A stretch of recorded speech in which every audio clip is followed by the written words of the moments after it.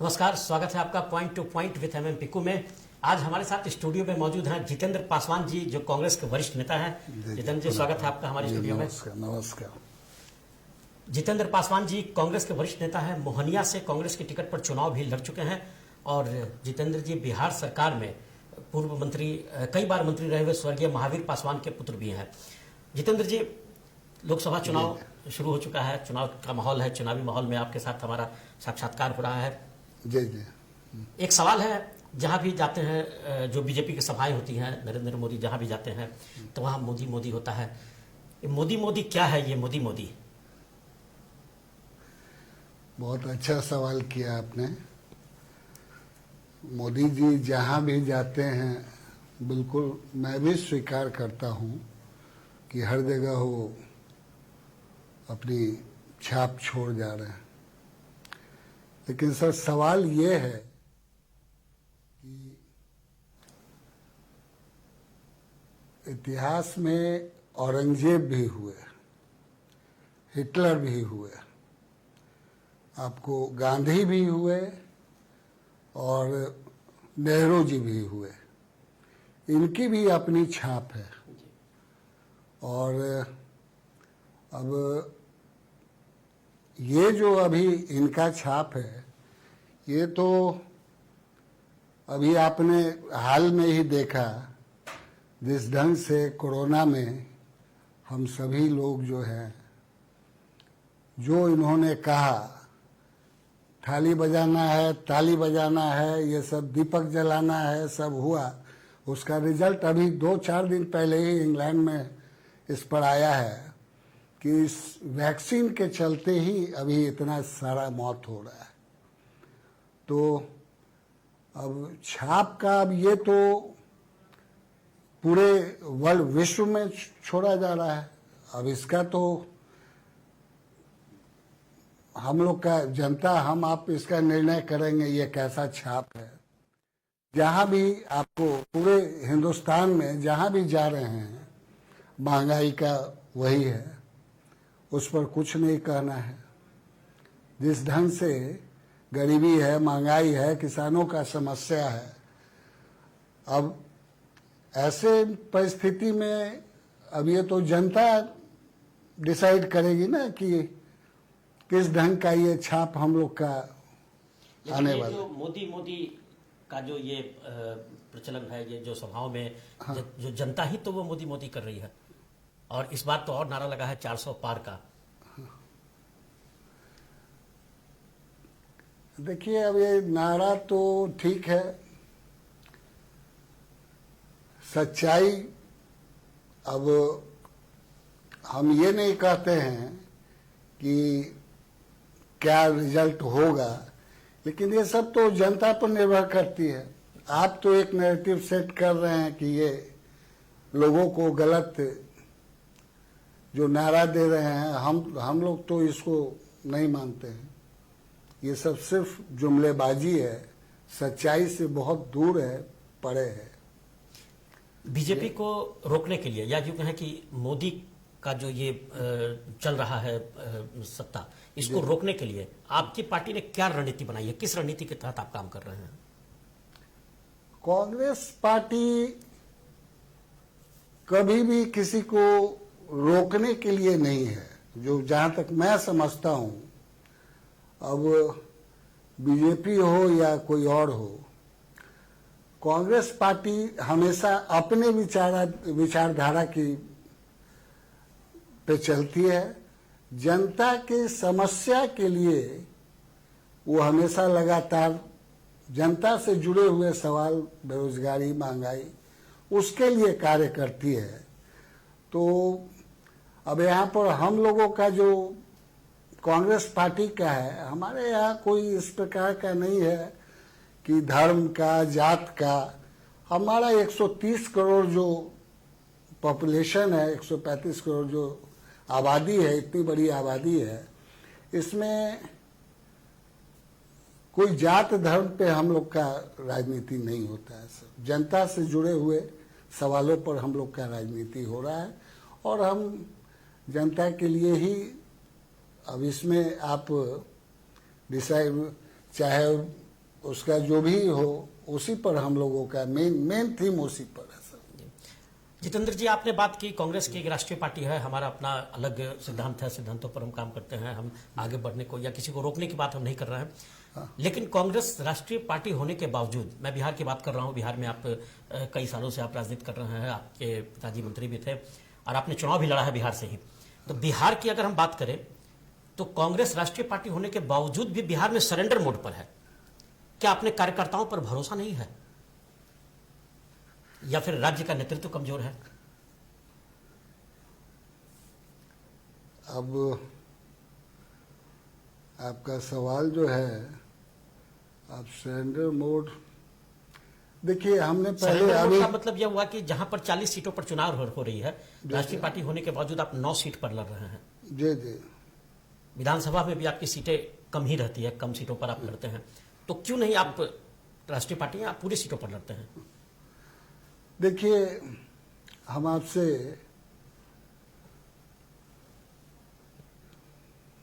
युधिष्ठिर ने जो है मात्र 5 गांव मांगा था, 5 पांडव युधिष्ठिर लोग जो है, जो उसका इसका मतलब ये थोड़े था कि वो आधा राज्य का हकदार थे युधिष्ठिर, और उन्होंने इसका ये तो मतलब नहीं ना, 5 गांव मांगे तो ये तो मतलब नहीं ना है कि वो कायर थे, बुजदिल थे। आज जो कांग्रेस पार्टी आपने कहा कमजोर, तो हम लोग का है मेन है कि फिरका प्रस्त और जो देश को बांटने का धर्म राजनीति, ये सब जो विध्वंसक अभी चल रहा है रोकने के लिए, देखिए महाभारत में यही ना विध्वंस को रोकने के लिए ही ना उन्होंने किया था।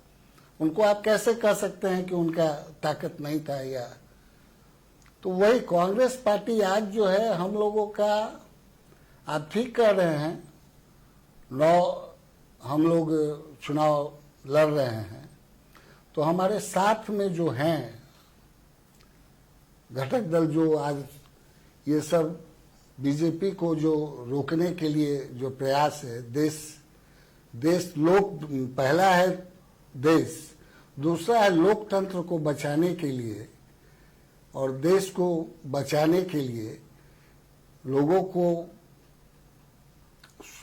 लोगों के हित में ये निर्णय लिया गया है। जो हम लोग का अभी आप जो देख रहे हैं 9 सीट, ये बहुत ही टफ सीट है, और ऐसा नहीं है कि हमारे पास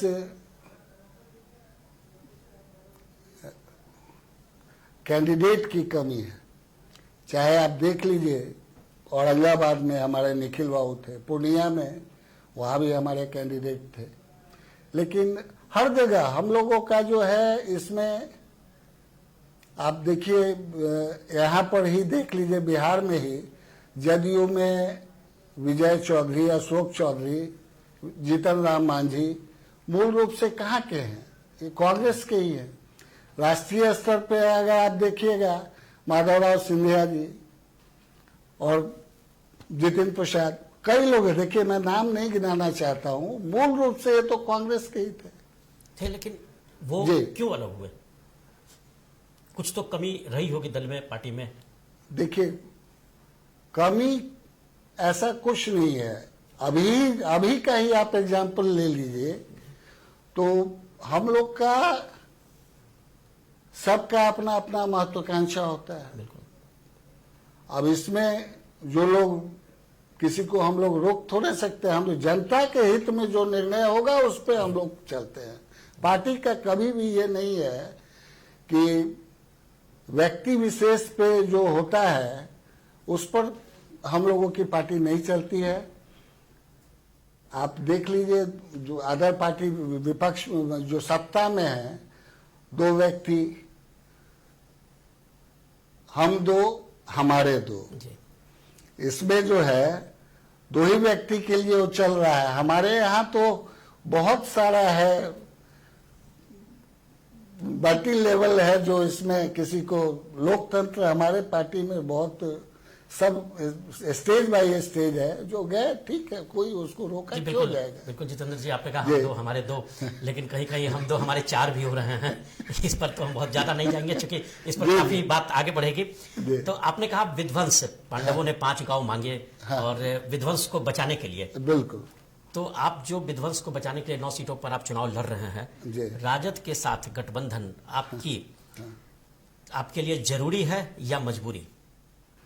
नहीं, देखिए, हम पहले भी आपको बोले कि देश हित में जो निर्णय ये लिया गया है, ऐसा नहीं है कि राजद मजबूरी है, या देश हित को सर्वोपरि रखते हुए, जनता के समस्या को सर्वोपरि रखते हुए हम लोगों ने ये गठबंधन किया है। इसमें सभी लोग हैं। अब आप राजद से देख लीजिए, फिर और भी जो है वीआईपी के हैं, हमारे मलाह जाति से, वो भी आ रहे हैं, और भी कम्युनिस्ट पार्टी के हैं, कॉमरेड लोग हैं। तो सब लोग को मिला करके हम लोग चल रहे हैं। देश का जो है, हम कोई एक पार्टी विशेष पे तो नहीं कर रहे हैं। हमने फिर पहले भी कहा कि जो वहां है, हम दो हमारे दो, आप बिल्कुल समझ रहे हैं, जनता समझ रही है कि क्या हम बोल रहे हैं, और हमारे यहाँ तो सबको साथ लेके चला जा रहा है, इसलिए ऐसा कोई बात नहीं है सर। जितेंद्र जी, एक सवाल है कि जब से आपका राजद से गठबंधन हुआ है, या जब से ये बिहार में अलायंस हुआ है, जब से लालू जी का दौर चला, उस वक्त से कांग्रेस का अलायंस आरजेडी के साथ में रहा है, तो ये जो अलायंस हुआ है, उसके बाद क्या आपको ऐसा नहीं लगता है कि आपके जो परंपरागत वोटर थे, जो शुरू से आजादी के बाद से जो कांग्रेस के बहुत सारे परंपरागत वोटर थे, आप भी समझ रहे होंगे मैं किन की बात कर रहा हूं, तो वो जो वोटर हैं वो आपसे अलग हो गए हैं, और उनका एक बड़ा तबका वो बीजेपी की तरफ मूव कर गया है? क्या आप मानते हैं इस बात को? नहीं, मैं नहीं मानता हूं। मैं जैसा अभी पहले भी कहा कि हमारा परंपरागत वोटर, अब हम वही चीज आपको एलैबोरेट कर देते हैं कि जो विपक्ष है हमारा, जो सत्ता पक्ष अभी देश चला रहे हैं, उनका तो है कि धर्म के नाम पे, जाति के नाम पे यूनाइट करके वो अपना कर रहे हैं। हमारे लिए सभी लोग बराबर हैं। 135 करोड़ जनता हम लोगों के लिए बराबर है। हमारा परंपरागत वोट जो है सो सारे, अब इसमें जो देखिए, अब आप क्या कहना चाह रहे हैं, जो हम पिछले बार जो है, जो हम यहाँ चुनाव लड़े, उसमें एक ही सीट जीते हैं, किशनगंज, जावेद साहब जीते हमारे, नहीं भी जीतते, मान लिया जाए नहीं भी जीतते, समझ गए ना। तो ये ऐसा नहीं, देखिए, जो हम जीत रहे हैं और जो नहीं, जो हमको दे रहे हैं वोट, तो ये देखिए दोनों चीज है। हम फिर से कोशिश करेंगे उनको अपनी ओर लाने का। इसलिए हमारा कोई ऐसा परंपरागत वोट, हमारा सभी लोग हैं, सभी जात, सभी धर्म, सभी को हम लोग लेकर चलते हैं। कांग्रेस पार्टी का कभी आपने ऐसा नहीं देखा होगा कि फलना को रोकना है तो उसके लिए पूरा नीचे से ऊपर तक वीटो, एक व्यक्ति को, एक समुदाय को रोकने के लिए सारा उन्होंने किया। लेकिन हम लोगों का ऐसा कुछ भी नहीं है। परंपरागत वोट ऐसा हम नहीं समझते। जी जितेंद्र जी, आपने बात की है जो कि चुनाव की आप बात कर रहे थे, आपने बताया कि कई लोग हमारे ही हैं जो दूसरे दलों में गए हुए हैं। अभी जो कांग्रेस ने जिन 9 नेताओं को टिकट दिया है बिहार में 9 सीटों पर कांग्रेस लड़ रही है, तो जो 9 नेताओं को टिकट दिया है उसको लेकर पार्टी के अंदर ही बहुत सवाल खड़े हो गए हैं। या आप भी समझ रहे होंगे, समस्तीपुर में भी विरोध का सामना करना पड़ रहा है कई जगहों पर। मैं बारी बारी से आपको नाम भी बता सकता हूं, जैसे सन्नी हजारी, ये महेश्वर हजारी जो जेडीयू के नेता हैं, मंत्री हैं, उनके पुत्र हैं, और समस्तीपुर से वो विधायक भी हैं। उनके पुत्र को कांग्रेस ने टिकट दिया है। मैं ये नहीं कर रहा हूं कि वो उस काबिल नहीं है, वो जीत नहीं सकते हैं। मेरा कहना सिर्फ ये है कि ये किस तरह का गठबंधन चल रहा है। वो जेडीयू के नेता हैं, पिताजी जेडीयू में हैं, और पुत्र जो है सो कांग्रेस से चुनाव लड़ रहे हैं। इसके पहले भी वो जो समस्तीपुर से चुनाव लड़ रहे हैं, ये जो टिकट इनको मिला है, तो उसमें जो दूसरे दल के जो नेता हैं उनके बारे में पता है कि वो भी जेडीयू के नेता हैं और उनकी पुत्री चुनाव लड़ रही हैं। तो क्या ये जनता को बेवकूफ बनाने का सिस्टम नहीं है? पिता किसी और दल में, पुत्र किसी और दल में, और ये केवल एक जगह का मामला नहीं है, ये आपके यहाँ जो अजय निषाद हैं वो बीजेपी से तुरंत अभी आपके पार्टी में आए हैं, आपने उनको मुजफ्फरपुर से चुनाव लड़ा दिया। आकाश सिंह जो अखिलेश सिंह के पुत्र हैं वो भी चुनाव लड़ रहे हैं, हालांकि वो अखिलेश सिंह कांग्रेस के अध्यक्ष भी हैं, लेकिन उनके पुत्र इसके पूर्व में देखिए, मैं दूसरी पार्टी से भी आप चुनाव जो लड़े बोल हैं। रहे हैं, हम 9 सीट में हम आपको 9 का ही बतला देना चाहते हैं। हमारे जावेद साहब लड़ रहे हैं किशनगंज से, इनके पिताजी भी कांग्रेस में रहे। तारिक साहब लड़ रहे हैं, ये भी इनके पिता थे, और इनका जो योगदान है आप देख सकते हैं क्या इनका पूर्वजों का, इनके फादर का योगदान रहा है कांग्रेस पार्टी में। तीसरे जो हैं हमारे अजीत सिंह है भागलपुर में, उनका भी फादर उनका भी है। आपका ये सवाल उठ रहा है जदयू के जो हमारे महेश्वर हजारी जी हैं उनके पुत्र का, आप इनका देख लें। राम सेवक हजारी महेश्वर हजारी के पिताजी थे और वो सांसद हुआ करते थे हम कांग्रेस पार्टी से।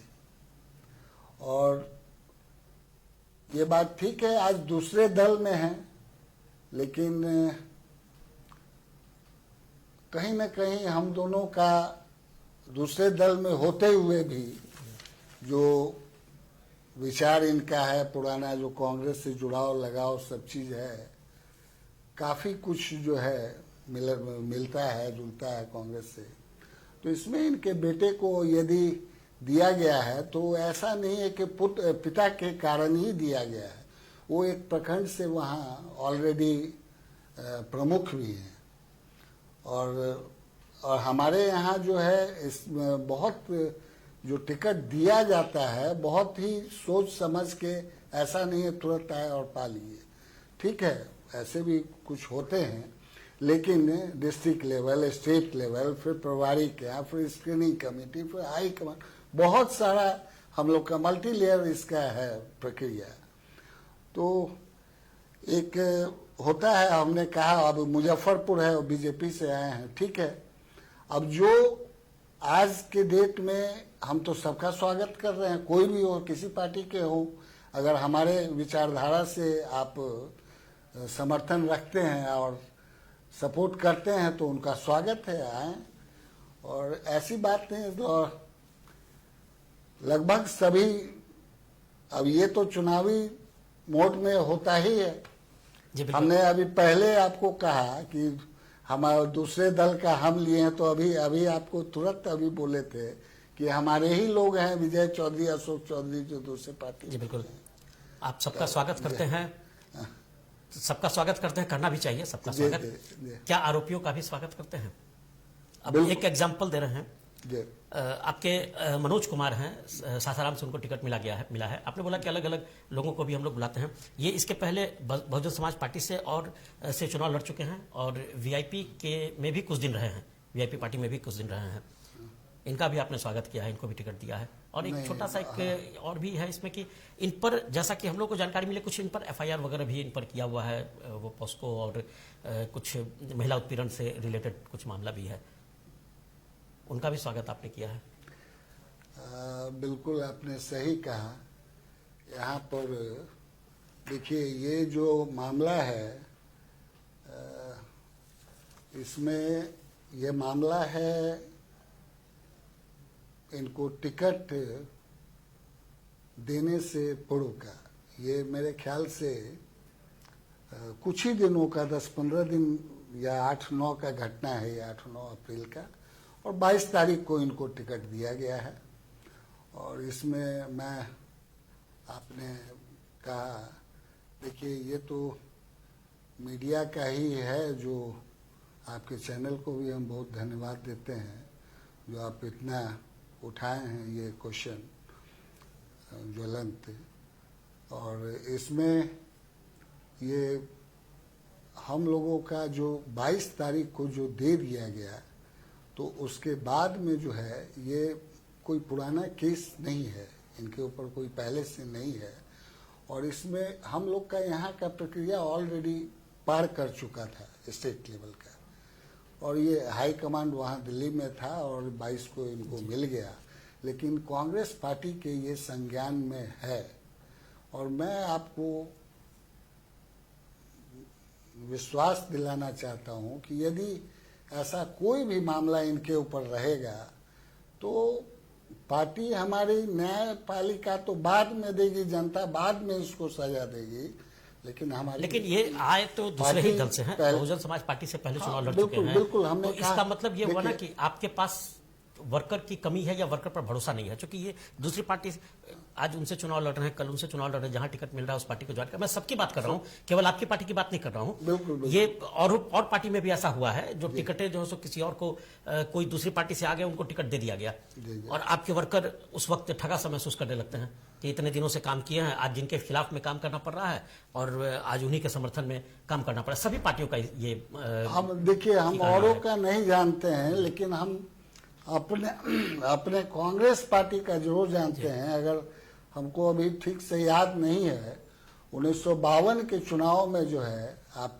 देख सकते हैं गूगल में, जवाहरलाल नेहरू जी जो हैं किसी चुनावी भाषण में गए थे और उनको मंच पर ही मालूम चला कि इस कैंडिडेट के बारे में कुछ कमी है और उन्होंने मंच से ही, जैसे ही उनको जानकारी हुई, सारा चुनाव प्रचार के दरमियान जैसे ही उनको मालूम हुआ कि कुछ दाग है इन पर, उन्होंने मंच से कहा कि भाई ये हमसे गलती हो गई है और मैंने ही टिकट दिया है, मैं आप लोगों से अनुरोध करता हूं कि ये हमारी गलती को क्षमा करें और इसको वोट नहीं दें। चलिए, बहुत और अच्छी बात वो जो है सो कैंडिडेट हमारा हार गया है वहां। बहुत अच्छी बात है। ये ऐसी जो बातें हैं, इन सब चीजों का अमर अगर सभी राजनीतिक पार्टियां करने लगे तो काफी अच्छा होगा। आखिरी सवाल है आपसे। जी आपने अपने पिता के राजनीतिक विरासत को आगे बढ़ाया है। आपके पिता बिहार सरकार में कई बार मंत्री रह चुके हैं। देखा जाए तो इतने सालों के समर्पण और सेवा के बावजूद आपको वह तवज्जो नहीं मिली जिसके आप हकदार थे। किसे दोषी मानते हैं?